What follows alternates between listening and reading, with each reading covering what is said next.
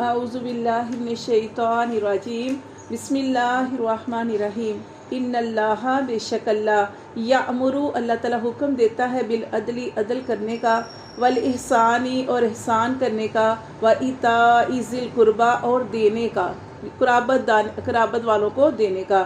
اور اس میں 3 چیزوں کا حکم دیا گیا اور 3 چیزوں سے منع کیا گیا. یہ جو ہم نے 3 پڑھے نا، احسان عدل کرنا، احسان کرنا اور رشتہ داروں کو دینا. اور آگے 3 چیزوں سے منع کیا گیا، وہ ہے وَيَنْهَا اور وہ روکتا ہے عَنِ الْفَحْشَاءِ بے حیائی کے کام کرنے سے، والمنکری اور برائی کرنے سے، والبغی اور سرکشی کرنے سے، یعظکم اور وہ تمہیں نصیحت کرتا ہے، لعلکم تذکرون شاید کہ تم اس کی نصیحت کو جو ہے وہ پکڑو، تذکرون اس کو یاد کرو، یعنی اس سے نصیحت حاصل کرو. تو یہاں پہ اللہ تعالیٰ نے سب سے پہلے حکم دیا کہ عدل کریں. عدل کیا ہوتا ہے؟ انصاف کرنا. جیسے آپ کی اولاد ہے، اولاد کے درمیان عدل کرنا، بہویں ہیں، بہوؤں کے درمیان عدل کرنا. کوئی بھی رشتہ ہے، کوئی بھی معاملہ ہے، ہر کام میں عدل سے کام لینا. جیسے نبی کریم صلی اللہ علیہ وسلم کی زوجہ تھی 11 زوجہ، تو آپ صلی اللہ علیہ وسلم سب کے درمیان عدل کیا کرتے تھے. آپ صلی اللہ علیہ وسلم سب کے درمیان عدل کرتے تھے، لیکن آپ صلی اللہ علیہ وسلم کا دل حضرت عائشہ کی طرف بہت زیادہ جو تھا مائل تھا. تو لیکن آپ سے فرماتے تھے، جیسے قرآن میں آیات آتی تھی تو آپ فرماتے تھے کہ اللہ میں تو اپنی طرف سے عدل کرتا ہوں، لیکن میرا دل عائشہ کی طرف زیادہ، کیونکہ آپ جانتے ہیں کہ جب آخری وقت تھا تو تب بھی آپ وسلم نے جب اجازت مانگی تھی کہ میں عائشہ کے پاس رہنا چاہتا ہوں تو اجازت دے دی گئی تھی. تو آپ صلی اللہ علیہ وسلم کو حضرت عائشہ سے بہت زیادہ محبت تھی.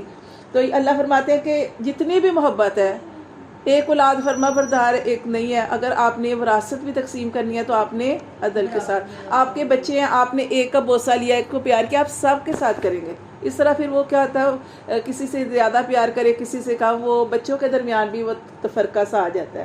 تو اللہ تعالیٰ نے حکم دیا ہے عدل کرنے کا. والاحسان، عدل کے بعد کیا ہے؟ احسان. احسان کیا ہوتا ہے کہ آپ کے ساتھ کسی نے اچھا کیا، آپ نے بھی اس کے ساتھ اچھا کیا، لیکن آپ اس سے ایک درجہ آگے جائیں، اس کو احسان کہتے ہیں. یعنی جو احسان ہے کہ اس حق سے بڑھ کر دینا. سمجھ آئی ہے کہ اگر آپ کے ساتھ کسی نے مثال کے طور پر دو دفعہ کیا تو آپ اسے 3 دفعہ کریں، مطلب اس طرح احسان کریں. یعنی حق سے بڑھ کر دینا عدل کے بعد احسان ہے. احسان. اور اس کے بعد اللہ نے فرمایا وَإِيتَاءِ ذِي الْقُرْبَى اور قرابت دانوں کو دینا. اب یہاں پہ یہ نہیں آیا کہ اچھوں کو دینا اور بروں کو نہیں دینا، یہاں بھی آیا کہ جیسے بھی ہیں قرابت والے ان کو دینا. یہ اس پہ بہت زیادہ اجر. اللہ فرماتے ہیں وَيَنْهَا اور روکتا ہے اللہ عن الفحشائی کس سے؟ بے حیائی کے کام کرنے سے، والمنکری اور برائی کرنے سے، والبغی اور سرکشی یعنی زیادتی کرنے سے. اللہ فرماتا ہے یعظکم وہ تمہیں نصیحت کرتا ہے، لعلکم تذکرون شاید کہ تم اس کو دھیان دو. وَأَوْفُوا اور پورا کرو بِعَہْدِ اللَّہِ اللہ کے عہد کو، اِذَا عَحَدتُم جب تم عہد کرو. اب دیکھیں جب بھی آپ عہد کرتے ہیں تو جیسے اللہ کی قسم میں اس کو پورا ضرور کروں گی، آپ اللہ کو گواہ بنا کے عہد کرتے ہیں تو اللہ فرماتے ہیں اللہ کے عہد کو پورا کرو. وَلَا تَنْقُضُوا الْأَيْمَانَ اور نہ تم توڑو قسموں کو. قسم کب توڑی جاتی ہے؟ پہلے تو آپ پکا عہد کرتے ہیں، قسم کھاتے ہیں اور پھر آپ اس کو توڑ دیتے ہیں. اللہ فرماتے ہیں نہیں، پورا کرو عہد اور نہ توڑو قسمیں، بعد توکیدہا بعد اس کو مضبوط کرنے کے. گرہ لگانا، ہم نے کہا قسم کیا ہوتی ہے؟ ایک مضبوط گرہ لگانا. اللہ فرماتے ہیں کہ اس کو پکا کرنے کے بعد قسموں کو نہ توڑو. وَقَدْ جَعَلْتُمُ اللَّهَ اور تحقیق تم نے بنایا ہے اللہ کو، علیکم اپنے اوپر، کفیلا ضامن یعنی اللہ کو اپنے اوپر گواہ بنا کے قسم کھائی ہے، یا کوئی عہد کیا ہے تو اللہ کو گواہ بنا کر عہد کیا ہے تو اس کو پورا کر. ہاں جی. ان اللہ بے شک اللہ یعلم اللہ خوب جانتا ہے، ما تفعلون جو تم کرتے ہو اللہ اس کے بارے میں خوب جانتا ہے. پھر اللہ تعالیٰ نے دیکھے عہد کو توڑنے کے بارے میں یہ دیکھے آگے بتایا ولا تکونوا اور تم نہ ہونا کلاتی مان اس عورت کی نقادت جس نے توڑ دیا غزلہا اپنا سوت. پہلے اس نے سوت کاتا پھر اس نے اس کو توڑ دیا، من بعد قوت بعد اس کے کاٹنے کے، انکاسا ٹکڑے ٹکڑے کر دیا. ایک عورت اس نے سوت کاتا مکمل ہو گیا اور مکمل ہونے کے بعد اس کو ٹکڑے ٹکڑے کر دیا. اللہ فرماتے ہیں ایسے ہی عہد تم کرتے ہو، عہد کرنے کے بعد ایک مضبوط گرہ لگاتے ہو پھر خود ہی اس کو توڑ دیتے ہو. اللہ فرماتے ہیں کہ تتخذون ایمانکم کیا تم بناتے ہو اپنی قسموں کو داخلن کا مطلب یہاں آئے گا دھوکہ دینے کا ذریعہ. کہ آپ نے دیکھا ہوگا بعض لوگ سودا بیچتے ہیں تو قسم کھاتے ہیں، حالانکہ اس کے پتہ تھا یہ یہاں پہ ڈیفیکٹ ہے یا کوئی مسئلہ مسائل ہے، لیکن ان کو پتہ اس کے باوجود وہ اپنی چیز کو بیچنے کے لیے جھوٹی قسم بھی کھا لیں گے. تو اللہ فرماتے ہیں کہ اپنی قسموں کو داخلن دھوکہ دینے کا ذریعہ نہ بناؤ، بینکم آپس میں، ان تکون امتن یہ کہ ہو ایک جو ہے جماعت ہی یا اربا کہ وہ زیادہ بڑی ہوئی من امتن دوسری جماعت سے، یعنی دھوکہ دینے میں اس طریقے سے ناکام نہ لو کہ مطلب کئی لوگ ہوتے ہیں کہ انجانے میں کوئی کام ہو جائے اور بات ہے، لیکن جان بوجھ کر کسی کو دھوکہ دینا سخت گناہ ہے۔ اللہ فرماتے ہیں انما یبلوکم اللہ بہ، اللہ تبارک و تعالیٰ تمہاری اس کے ذریعے آزمائش کرتا ہے، وَلِيُبَيِّنَنَّ اور البتہ وہ ضرور واضح کرے گا، لَكُمْ تمہارے لیے یوم القیامت قیامت کے دن، ما کنتم جو تم تھے، فیہ اس میں، تختلفون اختلاف کرتے، وَلَوْ شَاءَ اللہ اور اگر اللہ چاہتا، لَجَعَلَكُمْ تو البتہ تمہیں بنا دیتا امت واحدہ ایک ہی امت، ٹھیک ہے، ولیکن یضل لیکن وہ بہکاتا ہے، گمراہ کرتا ہے، بھٹکاتا ہے، من یشاء جسے چاہتا ہے، ویہدی اور اللہ راہ دکھاتا ہے، من یشاء جسے چاہتا ہے۔ لیکن ہم پڑھ چکے ہیں کہ کیسے جو جس رستے پہ چلتا ہے وہ رستہ اس کے لیے کھول دیا جاتا ہے۔ وَلَا تُسْأَلُنَّ اور البتہ ضرور تم سوال کیے جاؤ گے، اما کنتم تعملون جو بھی دنیا میں تم اعمال کر رہے ہو، اللہ فرماتے ہیں اس کے بارے میں ضرور تم سے سوال کیا جائے گا۔ پھر اللہ فرماتے ہیں وَلَا تَتَّخِذُوا اور نہ تم بناؤ ایمانکم اپنی قسموں کو، جیسے پیچھے بھی ہم نے پڑھا تو یہاں پہ دوبارہ آیت آئی ہے، وَلَا تَتَّخِذُوا اور نہ تم بناؤ ایمانکم اپنی قسموں کو، دخلم دھوکہ دینے کا ذریعہ، بینکم آپس میں، ایسے ہی ہوتا ہے نا۔ اللہ فرماتے فتزل اگر تم ایسا کرو گے تو کیا ہوگا، فتزل تو پھسل جائیں گے، قدم قدم، بعد ثبوتها بعد ثابت قدم ہونے کے، وتذوق السوء یہاں پہ کیا تھا کہ اب دیکھیں مثال کے طور پہ مسلمان جو ہوتے ہیں نا، وہ ان کو دیکھ کے کافر لوگ جیسے تھے وہ ان کے دل آپ کہتے ہیں اپنے اخلاق اور مسلمان جیسے اللہ تعالیٰ نے مسلمانوں کے اندر صفات پیدا کی ہیں، دھوکہ نہیں دینا، جھوٹ نہیں بولنا، اگر یہ صفات مسلمانوں کے اندر ہوں تو کافر جو تھے نا وہ ان مسلمانوں کو دیکھ کے ہی اسلام قبول کرتے تھے۔ جیسے کہ دیکھیں آپ صلی اللہ علیہ وسلم سے وہ بڑھیا بھاگ کے جا رہی تھی، صرف سنا تھا اور بھاگ کے جا رہی تھی اپنی گٹھڑی اٹھا کے، وہ نبی کریم صلی اللہ علیہ وسلم نے گٹھڑی بھی اٹھائی اور بعد میں بتایا کہ میں وہی محمد صلی اللہ علیہ وسلم ہوں جس سے آپ بھاگ کے جا رہی ہیں، تو وہ اسلام قبول کر لیا۔ آپ صلی اللہ علیہ وسلم کے پاس قیدی آتے تھے، آپ قیدیوں کے ساتھ اتنا اچھا سلوک کرتے تھے کہ وہ جب رہا ہوتے تھے وہ کہتے تھے ہم نے اسلام ہمیں کلمہ پڑھا دے، یعنی یہ آپ کا اخلاق تھا۔ اور آپ صلی اللہ علیہ وسلم کا اخلاق یہ بھی تھا کہ ایک دفعہ آپ صلی اللہ علیہ وسلم مسجد میں تھے، ایک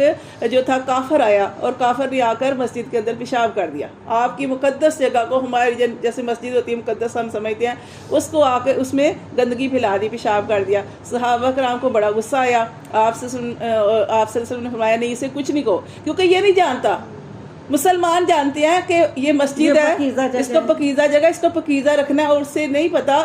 آپ نے اچھا اخلاق کا مظاہرہ کیا اور آپ نے صحابہ کرام سے فرمایا کہ تم نے نہیں اس کو دھونا، اس جگہ کو میں نے خود دھونا ہے، اور آپ نے خود دھویا۔ اب جب اس کو پتا چلا کہ یہ ایسی مقدس جگہ ہے، یہاں پہ اس کا احترام کرتے ہیں مسلمان، اور میں نے کیا کر دیا، تو یہی اخلاق تھا کہ وہ شخص مسلمان ہو گیا۔ اب یہاں پہ یہ جو اس آیت میں بتایا جا رہا ہے کہ اللہ تعالیٰ فرماتے ہیں کہ وَلَا تَتَّخِذُوا اور نہ تم بناؤ ایمانکم اپنی ایمانوں کو دخلاً دھوکہ دینے کا ذریعہ، بینکم آپس میں، فتزل قدم یہ کہ بہک جائیں گے قدم، بعد ثبوتها بعد ثابت قدم ہونے کے، کہ اگر تمہیں دیکھ کر کوئی اسلام قبول کرتا ہے، اب تم دھوکہ بھی دے، اب اسلام قبول کر لیا، اب تم دھوکہ بھی دے رہے ہو، جھوٹ بھی بول رہے ہو، ہر غلط کام کر رہے ہو، اب وہ شخص وہ دین کے اندر کیا سیکھے گا، وہ تو پھر اپنے مذہب کی طرف لوٹ جائے گا۔ آپ نے دیکھا کہ ہمارے جیسے میرے بھی خاندان میں سے بھی وہ انگلینڈ میں رہتی ہیں، اور آپ لوگ بھی جانتے ہوں گے کہ آپ لوگوں کے بھی رہتے ہیں، وہ لوگ جھوٹ نہیں بولتے، انہوں نے جو ٹائم دیا اس ٹائم کی پابندی کرتے ہیں۔ اور ہم مسلمان صبح نماز پڑھیں گے، تہجد بھی پڑھیں گے، ہم فجر بھی پڑھیں گے، ہم سارے کام کریں گے، لیکن ساتھ ساتھ جھوٹ بھی بولیں گے، دھوکہ بھی دیں گے، ظلم بھی کریں گے، حق بھی ماریں گے، جائیداد کے اندر بھی وہ زیادتی کریں گے۔ تو یہ ساری چیزیں کیا ہے، مطلب اگر ہم دین پہ چلیں تو اللہ تعالیٰ آپ کے لیے وہ جیسے ہم نے پڑھا رستے آسان کر دیتے ہیں، راہیں کھول دیتے ہیں، لیکن جو غلط رستے پہ چلتا ہے اس کے لیے وہ راہیں جو ہیں وہ کھول دی جاتی ہیں۔ تو اللہ تعالیٰ فرماتے ہیں کہ وَتَذُوقُوا السُّوءَ اور تم پھر چکھو گے کیا، برائی سے مراد وہ جہنم میں آگ، بِمَا صَدَدتُم جو تم نے روکا عن سبیل اللہ اللہ کی راہ سے، کہ وہ دین کی طرف آنا چاہتے تھے، وہ لوگ دین کی طرف آنا چاہتے تھے اور لوگ بھی اسلام قبول کرنا چاہتے تھے، لیکن تمہارے عمل کی وجہ سے وہ لوٹ گئے تو اللہ فرماتے ہیں کہ اس کا بھی تم عذاب چکھو گے ان سبیل اللہ، اللہ کے راہ سے روکنے کی وجہ سے، وَلَكُمْ اور تمہارے لیے عذاب عظیم، تمہارے لیے بڑا عذاب ہے، وَلَا تَشْتَرُوا اور نہ تم حاصل کرو بِعَهْدِ اللَّهِ اللہ کے عہد سے، اللہ کے عہد کے ذریعے سامانن قلیلا، کیا نہ حاصل کرو؟ تھوڑی قیمت۔ تھوڑی قیمت سے کیا مراد؟ اگر تم جھوٹ بول کے اپنا مال بیچ رہے ہو یا جھوٹی قسمیں کھا رہے ہو کسی بھی معاملے میں، ہو تم جھوٹے، انسان جو جھوٹا ہوتا ہے اس کو پتا ہوتا ہے، اب تم یہ سارا کچھ کھا رہے ہو تو یہ دنیاوی فائدہ حاصل کر رہے ہو۔ سامانن قلیلا کا کیا مطلب ہے؟ کہ دنیاوی فائدہ، تھوڑا سا فائدہ، لیکن آخر تمہیں اس رب کی طرف لوٹ کے جانا ہے۔ اللہ فرماتے ہیں انما عند اللہ ہوا خیر، بے شک جو اللہ کے پاس ہے ہوا خیر، وہی بہتر ہے، لکم تمہارے لیے، ان کنتم تعلمون اگر ہو تم جانتے، ما عندکم جو بھی تمہارے پاس ہے، ینفد وہ کیا ہے؟ ختم ہو جائے گا۔ اللہ فرماتے تمہارے پاس جو بھی ہے وہ ختم ہو جائے گا، وما عند اللہ باق، لیکن جو اللہ کے پاس ہے وہ ہمیشہ باقی رہنے والا ہے۔ صرف دنیاوی فائدے کے لیے یہ سب کچھ حاصل نہ کرو، اللہ کے پاس جو نعمتیں ہیں وہ ہمیشہ رہنے والی ہیں، اور تمہارے پاس جتنا بھی آ جائے وہ ختم ہونے والا ہے۔ وَلَنَجْزِيَنَّ الَّذِينَ اور البتہ ضرور ہم جزا دیں گے ان لوگوں کو، بدلہ دیں گے ان لوگوں کو، صبروا جنہوں نے صبر کیا، اجرہم ان کے اجر کا، بھی احسن۔ اب دیکھیں ایک بندہ رشوت لے کے اپنے جس جو پہ لگاتا ہے، لوگ اس کو ڈیرو ڈیر دے رہے ہیں، مکان گفٹ کر رہے ہیں یا پیسہ دے رہے ہیں، اور دوسرا بندہ حلال کمائی سے اپنا بڑی مشکل سے گزارا کر رہا ہے، کیا دونوں برابر ہے؟ تو یہ اللہ یہی فرما رہے ہیں کہ جو لوگ دنیا میں صبر سے رہتی ہیں اور تو اللہ فرماتے ہیں ان کے لیے بہت بڑا اجر ہے، بھی احسنی بہت اچھا اجر ہے، ما کانوا یعملون ان کے ان اعمال کا جو وہ کرتے رہے، من عملا اور جو کوئی عمل کرے، صالحا نیک، من ذکر کوئی مرد ہو، او انسا یا کوئی عورت ہو، وہو مومن لیکن کیا وہ ایمان والے ہو۔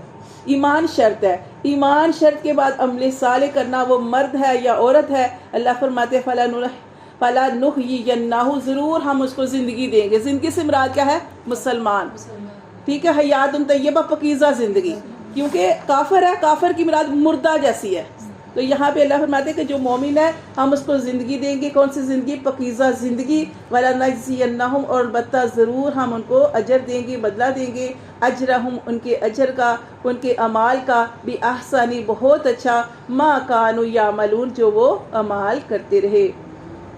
فَإِذَا قَرَأْتَ الْقُرْآنَ اور پھر جب قرآن پڑھا جائے قرآن، فَاسْتَعِذْ بِاللَّهِ تو کیا کرو؟ اللہ کی پناہ مانگ لیا کرو، مِنَ الشَّیطَانِ الرَّجِیمِ شیطان مردود سے۔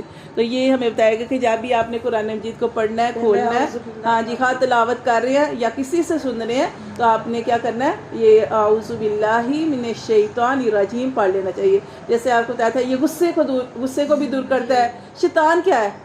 وہ آپ کو غصہ دلاتا ہے اور آپ کو بہکاتا ہے، وسوسے ڈالتا ہے قرآن کو پڑھنے سے پہلے۔ اس کے علاوہ جو ہے جیسے ایک حدیث میں آتا ہے کہ 2 آدمی لاڑے تھے اور دونوں کا چہرہ جو تھا غصے سے سرخ تھا۔ غصہ یہی ہوتا ہے، دونوں کا چہرہ ایسے سرخ تھا، تو آپ صحابہ کرام سے فرما رہے تھے اگر یہ دونوں میں سے ایک یا دونوں ہی جو ہے وہ یہ پڑھ لیں، کیا پڑھ لیں؟ تعوذ پڑھ لیں، تو ان کا غصہ جاتا رہے۔ تو اس لیے اگر غصے میں تو لڑائی کے وقت اگر ذہن میں آ جائے تو فوراً پڑھنا چاہیے، اگر نہیں آ رہا تو جو دیکھ رہے ہیں نا لڑائی، تو یہ کم از کم یہ کرنا چاہیے، یقین کر جیسے لڑائی ہوتی ہے تو آپ دیکھ رہے ہیں لڑائی ہو رہی ہے یا واضح آ رہی ہیں، تو آپ اعوذ باللہ من الشیطان الرجیم پڑھ کے ان کے اوپر ایسے پھونکتی رہیں۔ اللہ تبارک و تعالیٰ امن کا حالات پیدا کریں گے، اور اللہ تبارک و تعالیٰ آپ کے گھر میں یا اس طرح کے کوئی معاملات نہیں ہونے دیں گے۔ تو یہ اللہ تعالیٰ فرماتے ہیں کہ جب بھی قرآن پڑھا جائے تو کیا کرنا ہے کہ شیطان جو ہے اس کو بہکانا ہے۔ کیسے بہکانا ہے؟ کہ اللہ کی پناہ طلب کرنی ہے۔ انہو بے شک وہ، اللہ فرماتے ہیں بے شک وہ، لیسا نہیں لاہو اس کے لیے سلطان، اس کے لیے کوئی غلبہ نہیں ہے، اللہ سینا آمنو ایمان والوں کے اوپر۔ ایمان والے کو ہوتے ہیں اللہ کے حکم کو ماننے والے۔ ہم نے پڑھا کہ جب قرآن پڑھنا ہے آپ نے کیا کرنا ہے؟ تعوذ پڑھ لینا ہے، ٹھیک ہے، شیطان وسوسے نہیں ڈالے گا۔ اسی طرح لڑائی ہو رہی ہے تو کیا کرنا ہے؟ یہ تعوذ کو پڑھ لینا ہے۔ اللہ فرماتے ہیں کہ اس کا کوئی زور نہیں ہے ایمان والوں پر، ایمان والے اللہ کے حکموں کو ماننے والوں پر۔ وَعَلَىٰ رَبِّهِمْ يَتَوَكَّلُونَ اور ان پر کوئی زور نہیں ہے جو اللہ پر توکل کرتے ہیں، بھروسہ کرتے ہیں۔ انما پھر اللہ تعالیٰ نے فرمایا کہ انما سلطانہ کہ بے شک اس کا زور تو ان پر ہے، اللہ سینا ان لوگوں کے اوپر، یتولونہ جو اس سے دوستی کرتے ہیں، جو اس کو دوست بناتے ہیں، جو وسوسے خیال آتے ہیں، وہ کہا جاتا ہے نا کہ وسوسے خیال آتے ہیں، تو ان کے اوپر بھی ہمیں محاسبہ کرنا چاہیے کہ ہم کیا سوچ رہے ہیں۔ اسی لیے کہا جاتا ہے کہ اچھا گمان کرنا چاہیے. اچھا گمان جو ہے وہ کریں گے، ہاں کوئی غلط بھی ہے، آپ نے اچھا گمان کرنا ہے. مثال کے طور پہ جیسے میں نے آپ کو بتایا تھا، ایک دفعہ ایک آدمی تھا نا، دودھ والا تھا، وہ دودھ دیتا تھا مدرسے میں. تو اس نے دودھ دیا، تو وہ جو دودھ تھا نا اس نے تو دیا، ظاہر قاری صاحب کو ہی دیتے ہیں یا اس طرح، اس نے دودھ دیا کہ یہ بچوں کے لیے ہے. اب بچوں کو دودھ، اب وہ کسی آدمی نے دودھ دینے والے سے کہا کہ آپ تو دودھ دے کے جاتے ہیں بچوں کے لیے، استاد جو ہے وہ خود لے لیتا ہے سارا. اچھا، اب وہ جس نے دودھ دیا وہ اچھا گمان کرنے والا تھا، اس نے کہا میں تو بچوں کے لیے دیتا ہوں، لیکن اگر وہ استاد صاحب خود استعمال کر لیتے تو یہ میری کتنی بڑی خوش قسمتی ہے. تو کیا اچھا گمان کرنا، اچھا سوچنا، اس کے اوپر بھی آپ کو بہت بڑا اجر ملتا ہے. تو اچھی نیت رکھنی چاہیے، اچھا سوچنا چاہیے. خواہ وہ اسی لیے جیسے دیکھیں نا کچھ لوگ صدقہ دیتے ہیں، ہم کہتے ہیں بھائی ہمارا تو پتہ نہیں قبول ہوا کہ نہیں. جیسے ایک آدمی کا حدیث میں واقعہ آتا ہے کہ ایک آدمی تھا، اس نے جب سنا فضائل سنے کہ چھپ کر صدقہ کرو، اس نے ایک دن صدقہ دیا، کہا آج میں ضرور صدقہ کروں گا. اس نے صدقہ دیا تو صدقہ کس کو ہو گیا؟ وہ زانیہ عورت کو ہو گیا. سب مشہور ہو گیا کہ آج تو کسی نے زنا کرنے والی عورت کو صدقہ دے دیا. وہ بڑا پریشان ہوا. صدقہ تو اس نے دیا تھا، اس نے تو چھپ کر دیا تھا، کیونکہ ہم نے پڑھا نبی پاک صلی اللہ علیہ وسلم کی حدیث کا مفہوم ہے جو چھپ کر صدقہ دیتا ہے اس کو اللہ تبارک و تعالیٰ عرش کے سائے کے نیچے جگہ دیں گے قیامت والے دن، کہ اسے کوئی گھبراہٹ نہیں ہوگی، اللہ کے عرش کے سائے کے نیچے ہوگا. اس نے یہ فضیلت سنی، اس نے صدقہ دیا، وہ زانیہ کو ہو گیا. اس نے کہا اچھا میں پھر دیتا ہوں. پھر اگلی رات اس نے صدقہ دیا، وہ چور کو ہو گیا. پھر وہ بات مشہور ہو گئی، بس اللہ نے اس چیز کو ظاہر کرنا تھا نا. اب وہ بات مشہور ہو گئی، کسی نے چور کو صدقہ دے دیا. پھر وہ بڑا پریشان ہوا. پھر اس نے کہا آج پھر میں صدقہ دوں گا. اگلی رات اس نے پھر صدقہ دیا، وہ امیر آدمی کو صدقہ ہو گیا، امیر کو ہو گیا. سارے کہنے لگے صدقہ دینا تھا، اب امیر کو دے دیا، چوری کرنے والے کو دے دیا، زنا کرنے والی عورت کو دے دیا. اب وہ بندہ بڑا پریشان تھا، لیکن اللہ تعالیٰ نے کیا آگاہی دی؟ اللہ فرماتے ہیں کہ شاید زنا کرنے والی عورت کے دل میں خیال آئے اللہ تو مجھے ایسے بھی دے سکتا ہے. چوری کرنے والے کے دل میں خیال آئے کہ اللہ مجھے اس طریقے سے بھی کھلا سکتا ہے بغیر چوری کیے. اور امیر آدمی جو خرچ نہیں کرتا، وہ خرچ نہیں کرتا، اس کو بھی اس طرح کا یہ کہ اس کے دل میں بھی خیال آئے کہ اللہ دینے والا، اللہ کے راستے میں دینا چاہیے. تو وہ اللہ تعالیٰ نے فرمایا، حدیث کے الفاظ ہیں، اللہ نے اس کا صدقہ قبول کر لیا. تو ہم سوچتے ہیں ہم نے یہ کیا، پتہ نہیں ہمارا آگے پہنچا کہ نہیں پہنچا. جب آپ اچھی نیت کے ساتھ کچھ بھی دے دیتے ہیں، وہ آگے کی نیت اس کی ہے، لیکن آپ کا وہ اللہ تعالیٰ